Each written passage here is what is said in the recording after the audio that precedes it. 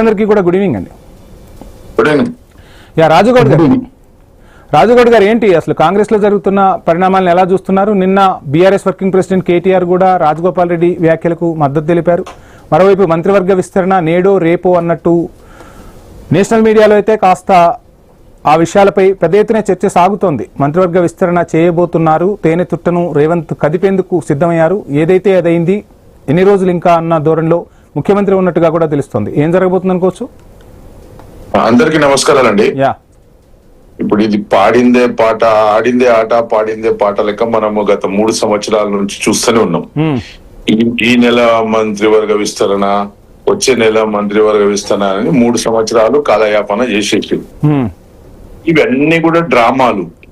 మరొక్కసారి ప్రజలను తప్పుదో పట్టియాలే. డైవర్షన్ పాలిటిక్స్ ఇది, డైవర్షన్ పాలిటిక్స్ ఇది. రాహుల్ గాంధీకి తెలియదా తెలంగాణలో కాంగ్రెస్ పార్టీ 100 మీటర్ లోపటికి తొక్కేసిన రేవంత్ రెడ్డి అని రాహుల్ గాంధీ గారికి తెలియదా? దొక్కేశాడా? రేవంతే దొక్కేసిండ్రు. ఆ విషయం రాహుల్ గాంధీ గారికి తెలుసు. మరి ఇన్ని కుంభకోణాలు, ఇన్ని సంక్షేమ పథకాలు ఆపేయుడు గాని, నిరుద్యోగులకు అన్యాయం గాని, ఈ విధంగా అనేక రకాల ప్రజలకు సంబంధించిన విషయాల్లో అన్ని వ్యతిరేకత కూడగట్టుకొని ఈ రోజు మెల్లగా మంత్రివర్గ విస్తరణ, రేవంత్ రెడ్డికి తొలగిస్తాం, రాజగోపాల్ రెడ్డి కొత్త పార్టీ పెడతారని చెప్పేసి ప్రజల్లో ఒక కన్ఫ్యూజన్ క్రియేట్ చేయడానికి ప్రయత్నం చేస్తూ చెప్పిన వీళ్ళ నాయకురాళ్లే సోనియా. రాజగోపాల్ రెడ్డిది ధిక్కార స్వరం కాదంటారా? అది వాళ్ళ ఇంటర్నల్ మ్యాటర్. అది మాకు అది ప్రజలకు సంబంధం లేని విషయము. ఎందుకంటే కేటీఆర్ రాజగోపాల్ వ్యాఖ్యలకు మద్దతు తెలిపారు కదా. మద్దతు తెలిపారంటే ఆయన వాస్తవంగా రాజగోపాల్ రెడ్డి గాని, కోమటిరెడ్డి వీళ్ళందరూ కూడా పార్టీకి గత కొన్ని సంవత్సరాల నుంచి, కొన్ని ఏళ్ల నుంచి పార్టీ అధికారంలో ఉన్నా లేకున్నా పార్టీని పట్టుకొని ఉన్న వ్యక్తులు వాళ్ళు. వాళ్ళని మోసం చేసిన నాయకులు వీళ్ళే, ఢిల్లీ హైకమాండే. మరి రేవంత్ రెడ్డి గారు ఎప్పుడు పార్టీలోకి వచ్చిండ్రు, ఏ విధంగా ముఖ్యమంత్రి అయిండు, మరి ఈ రోజు ఆయన మీద ఒక్క మాట కూడా రాహుల్ గాంధీ మాట్లాడడం లేరు. మరి ఎందుకు మాట్లాడతలేరంటే ఈ రోజు 2 రాష్ట్రాలు జాతీయ కాంగ్రెస్ పార్టీకి ఏటీఎం గా తయారైనాయి. ఒకటి కర్ణాటక, ఒకటి తెలంగాణ. కాబట్టి ఈ తెలంగాణలో రేవంత్ రెడ్డికి తీసుకున్న మాట అయితే చాలా కష్టము. ఎందుకంటే రేవంత్ రెడ్డిని తీసేస్తే మాత్రం ఆ పార్టీ ఇంకా ఏమి ఉండదు.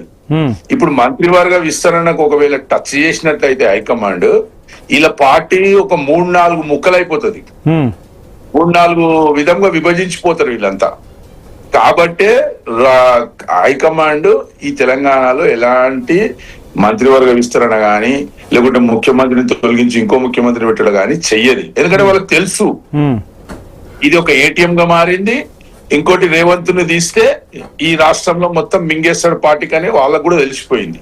కాబట్టే వాళ్ళు రేవంత్ రెడ్డి ఎన్ని పాపాలు చేసినా, ఎన్ని తప్పులు చేసినా ఆయనను కాపాడేదే హైకమాండ్, కాంగ్రెస్ పార్టీ హైకమాండ్.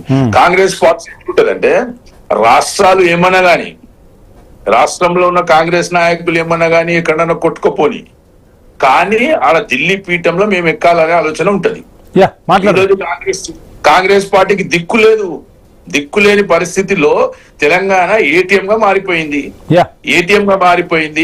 ఇలా అందుకోసమే రేవంత్ రెడ్డి గారికి టచ్ చేసే దమ్ము రాహుల్ గాంధీకి లేదు, సోనియా గాంధీకి లేదు. ఏమన్నా దమ్ము ఉన్నదంటే తెలంగాణ ప్రజల్లో దమ్మున్నది. 29 ఎన్నికల్లో దించేస్తాం, కాంగ్రెస్ పార్టీని భూస్థాపం చేస్తాం తెలంగాణలో. రాజగౌడ్ గారు, శ్రీనివాస్ గారి